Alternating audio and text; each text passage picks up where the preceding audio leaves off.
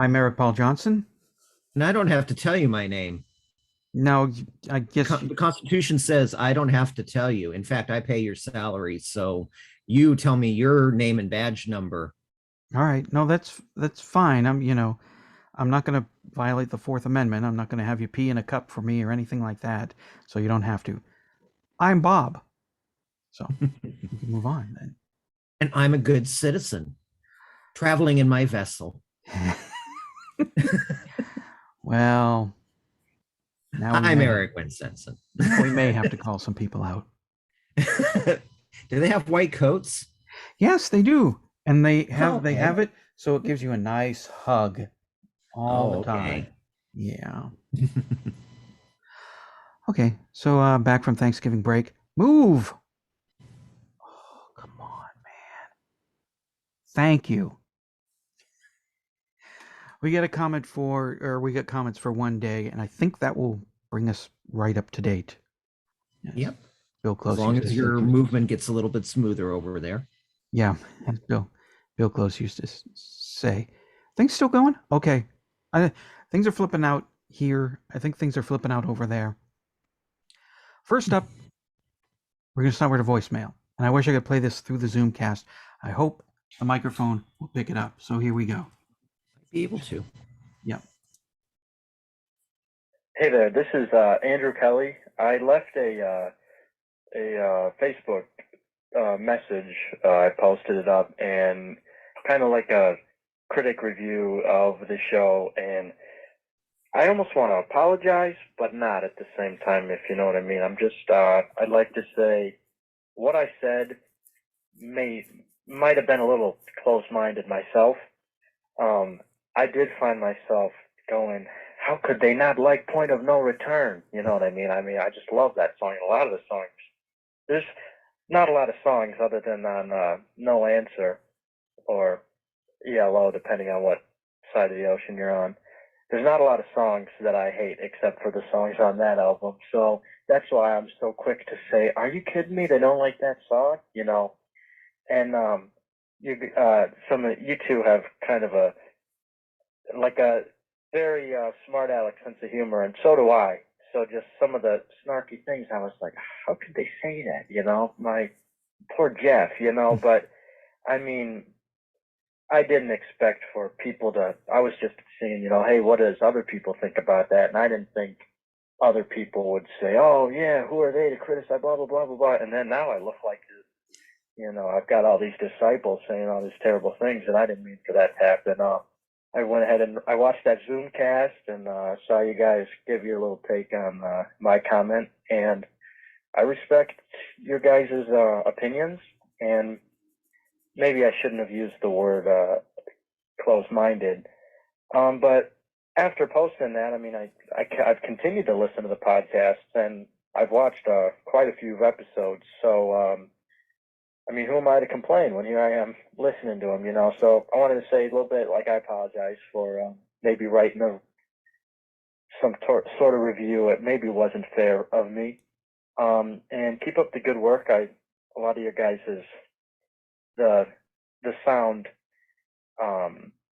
little sound bits and stuff that you guys throw into those podcasts really just make for a real cool podcast. And I mean, when I called the line here, telephone line starts playing, and I thought, oh, that's real clever, you know. So, I mean, kudos to you guys, and I apologize for any, you know, maybe bridges I might have burned or, you know, bad things I said. And I appreciate you guys going on there and reviewing the comment that I made and not flaming me too hard. So take care, guys, and I look forward to listening to some more podcasts. There's only one bridge burner here. Yeah, I probably It's in that quarter Viking blood I've got. probably burned some bridges at my last job, but the manager who has a short fuse and would scream at everybody left. So, but then he left after I left anyway, and then went crazy on Facebook. But you know, if you don't want people to post about you, don't treat people like. Anyway, as for him, whose name I already forgot, I think it was Andrew. I'm bad with names. Mhm. Um, that was really nice of you to leave that phone call. I hope we weren't too mean to you in that Zoomcast where we talked about your comment, because I wasn't upset about it. And, you know, I thought it was a perfectly fine comment to make, and it was worded right. It was well thought out. Unlike the other comment that we got, where the guy, when Sensen beat me to the grammar Naziing of it. So, those kind of comments, those ones make me roll my eyes and just whatever.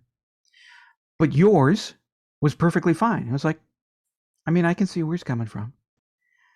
I wasn't upset that you started a whole thing of, everybody piling on.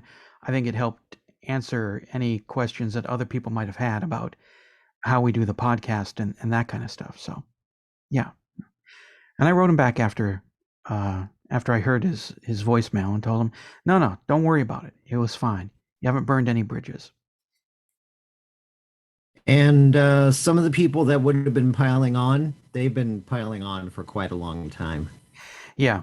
In fact, a couple of them I probably didn't even see because, well, you remember a long time ago, somebody said, "You don't like Jeff Lanner. You're saying bad things. I'm gonna block you." So Yeah.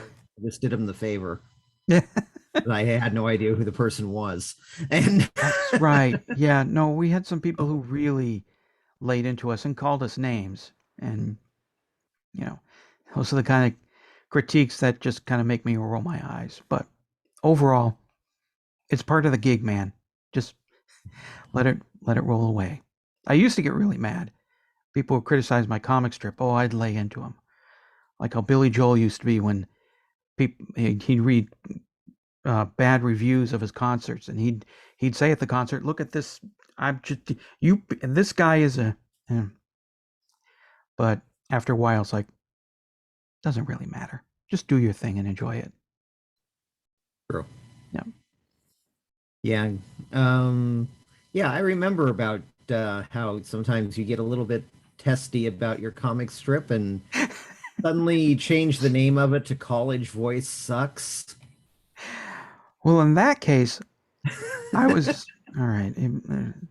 Yeah. Off topic E.L.O, but still, in that case, I got mad because in the first semester I was a contributing cartoonist and my strips would be in pretty much every issue. The next semester I paid the tuition to be on the newspaper for Glendale Community College, and my tune was only in 3 issues out of it was bi-weekly for 3 or 4 months. So, however many issues, or was it weekly? I think it was bi-weekly. We came out every 2 weeks. All right, bi-weekly. Yeah. And I remember staying up until 3 a.m. doing typesetting there. Yes. So Yeah. remember when we did it. Yeah. So I was mad that I'd turn in these comic strips and they wouldn't be in the issue because they'd have to make space for a full page Hallmark ad. So by the end of May, I was kind of cranky that I'm paying for this class and now my comic strips aren't being put in the paper. And that's the whole reason why I'm there. So I wrote a comic strip called The College Voice Sucks. And I aired my grievances in that strip about getting pushed aside just about every issue. And I turned it in as The College Voice Sucks, thinking it's never going to get in. And But it was a certain person. No, you weren't the art yeah, editor at that time. Oh yeah, that's true. Was that Brent? Yes. Okay. Brent So you got somebody with an even more anti-authoritarian attitude, which is Brent. Brent was pasting up the page, and he asked me, "Do you really want to call this The College Voice Sucks?" I thought, well, maybe getting it in the paper is enough. Really shouldn't push it by titling it The College Voice Sucks. And then I thought, no, go all the way. What's the worst they're going to do? Kick you off the newspaper? They already don't run your comic strip, even though you're a staff member. So I said, yes, The College Voice Sucks. And I didn't expect it to get by the advisor. Monday morning, all the new issues are out, 19,000 copies spread across Glendale Community College and surrounding areas. Open up the page. There it is. The College Voice Sucks by Eric Paul Johnson. It's like, this is cool, and I wanted the trouble for it. I was geared up. I was ready. Come on, lay it on me. I'm the guy who wrote the strip. I mean, let's get out of the trouble. But Brent got all the heat, not me. Well, he was the one who had the final decision on it. Well, the advisor had the final decision, but yeah, he's Yeah, second and true. final decision. Yeah. So Yeah, true. yeah. But well, remember, I put a placeholder. It was a review of either an album or a concert by the Cult, Oh no. and I put in a placeholder headline that almost made it in. Which, since I put it in, I remembered it was there and made sure it didn't go. But Yeah. it was Cult Rocks Like Mother Effers, and except not censored. Oh yeah. Yeah, and yeah, and that was in there until almost the last moment until I came up with a real headline for it. Well, and since we only got one set of comments here, I guess there's time for this.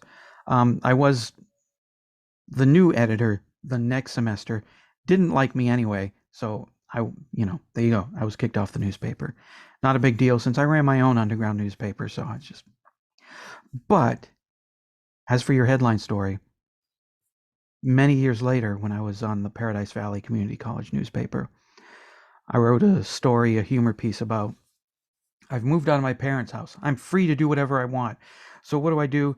I get an entire tube of breakfast sausage and I cook it up and I eat the whole thing. I think it was 12 ounces of pork breakfast sausage because I don't drink and I don't drug. I don't really party here. So, but It sounds like something somebody who does would do. yeah. But I don't have parents around. I don't have to share it with me. I don't have anybody saying, whoa, whoa, don't do that. So I did. I ate the whole thing. Found out why you don't do that. Yeah. 6:00 the next morning, it all passed through my mouth again. The other direction. So the headline that I put in was something like something. I know it involved the word sausage party. I don't know, single guy enjoys sausage party or something. And the advisor was a sweet woman, a bit innocent, even in her 60s. She had no idea what sausage party meant. She thought it had to do with my story about eating an entire package of breakfast sausage. So in the newspaper it went, single man, unfortunate incident at sausage party, or whatever it was. But it involved sausage party. And that made it in. So you slipped your sausage right by a 60-year-old woman. Yes, probably mid 50s at the time, but yeah. Okay, now we should probably get back to E.L.O. Yes, we should, especially since we got a comment from Jib Khan. Yes, these are comments for one day. Your examples at the beginning were spot on. It's not that Jeff's work for the last 20 years sounds like Cloud 9, but rather Cloud 9 sounds like Jeff's work sans violin and cello. Witness When We Was Fab, some textures, drum sounds, etc. from the attendant album, but inclusive of full walrus string treatment. Had it been sung by Jeff, it would have been so ridiculously E.L.O., it would be verging on parody. One Day is no exception. Throw on 2 cellos and a violin in selected sections and voila, or is that viola? It has all the other ingredients, naughty diminished chords, weepy slide guitar, thick layered vocals, etc. One thing that has changed, and for the worse, is that though Cloud 9's sound was brilliant, crystalline, and airy, now it's muffled, unclear, flat, and claustrophobic. I agree that the song itself is Lynn on autopilot. Bright, crystalline, and airy. Yeah, maybe that's why I loved When We Was Fab. That might be the best song on the album, to me anyway. So, yeah, I wish it was a bigger hit. I bought the single. I did my part. back when it came I out. never cared for that song, actually. No? Yeah.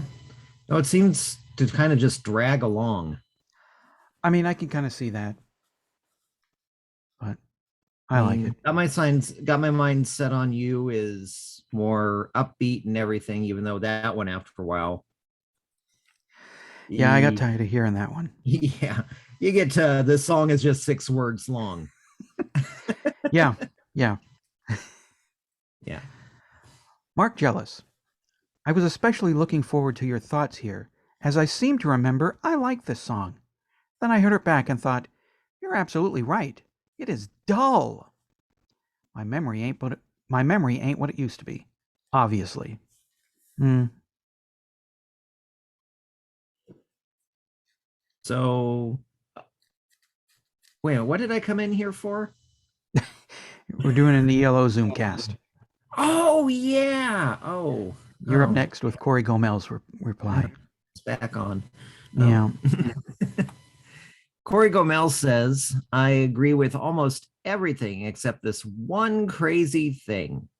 I love this song. Dr. Troy is right. You're blasting the song because it sounds like it came from Cloud 9. Cloud 9 is a great album.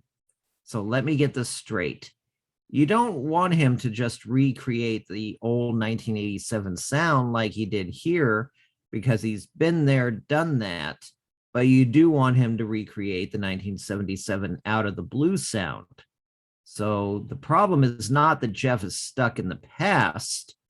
You just believe he is stuck in the wrong decade in the past. No. I think I covered this on a Zoomcast. Yeah, Cloud9 is a great album. But if he keeps putting out new album and new album for 30 something years and every single one sounds like the same album, it's going to get old after a while. And it's gotten old a long time ago, actually. No, I don't want him to recreate the 1987 sound anymore. And I don't want him to recreate the 1977 sound. I mean, I'm fine if he does. It'd be a nice change instead of 1990 again. What I want him to do is something that sounds different. El Dorado sounded different from the previous 3 albums. Discovery sounded different from the others. Time, that definitely sounded different from what came before. That's what I want. I want something different because I've heard this a lot over the last 30 years. It gets old. You know, I I don't know. There's just so many bands that have been around for a long time. And, you know, if Paul McCartney was still doing I Want to Hold Your Hand type sound every single time for 30 years, well, he wouldn't be hugely successful because we heard this before a lot. And that's what Jeff is. We've heard this sound a lot before. I don't want 1977 or 74 or anything like that. I mean, it'd be a nice little throwback, maybe one song or two, but just something different. At least an album where I can tell each song apart from the other. 2021 Jeff Lynne would be wonderful. Making it sound like new Jeff Lynne from 2021. Yeah. And not 2018 Jeff Lynne sounding like 1990 Jeff Lynne. You know. Maybe he needs the modern pop song production on there. See, here's what I would like, and I know this won't happen because I totally understand where Jeff is coming from about wanting total control. Because I can't farm out this podcast thing because somebody's going to do it. They're not going to do it the way I want it. I'm going to take it and I'm going to re-edit it and put it the way, you know. And I understand that's the same way with Jeff. I mean, if you've been producing your own songs for 60 years, just about, yeah, pretty much almost 60 years, you're pretty much set. This is in my head. Now I'm going to get this out of my head onto this tape the way I have it. And if somebody else gets their hands on it, they're not going to do it the way I wanted it in my head. But I would like to see Jeff step back, maybe for just a song or two, and let somebody else produce them and see what comes out of that. It doesn't have to be some sort of hip hop thing or insipid, pointless pop song that is forgotten 2 or 3 weeks later. But there are a lot of great producers out there who could produce Jeff Lynne and hopefully jerk him out of his 1990 rut. So that'd be pretty good. I'd like to see that. Not going to happen, but it'd be pretty cool. It's true. Maybe it could do kind of like, when Johnny Cash and did the whole acoustic thing, Mm-hmm. have just Jeff Lynne with his guitar. Maybe that could be nice. Yeah. I I don't know. The unplugged thing. I'm good for it for a little bit, but then after a while, I me, if you listen to the podcast, it should be obvious and why I like E.L.O. At some point I do like more production, bigger sound and all that. So That's true. yeah. Mike Maddox. So I definitely don't love every song that Jeff or E.L.O. has ever done, but this one is ear candy for me. I just love the melody, the chord changes, the ending, and everything in between. I'm glad that he's still making music, and that one day back in 2004 he made One Day. I'm glad he's making music too. I'd like him to keep doing it. Maybe eventually he'll figure out, all right, I got to do something different this time. True. And we got a couple of comments for Lucky Motel. I don't know where they went to. I have one here, but that requires production and will be in a bonus tracks episode. But as for the others, I don't know. I couldn't find them. So that's it. Well, that's it for this time then. So, just as usual, hit the like button, hit the subscribe button, hit the bell to notify you when we've got something new up here. Mm-hmm. Give us money. Patreon. Turn on the closed captioning thing, and there, right down there, is the address to the Patreon address to go and give us money. And who knows? Yeah. If we make enough money, maybe the podcast will continue after the last song after Beatles Forever. That's going to be the last song we cover, unless something new comes out. Yeah, which doesn't look like that's happening anytime soon. Hey, there's still 30 days left in the year. It could be coming. Yeah. I did like the one suggestion for the compilation.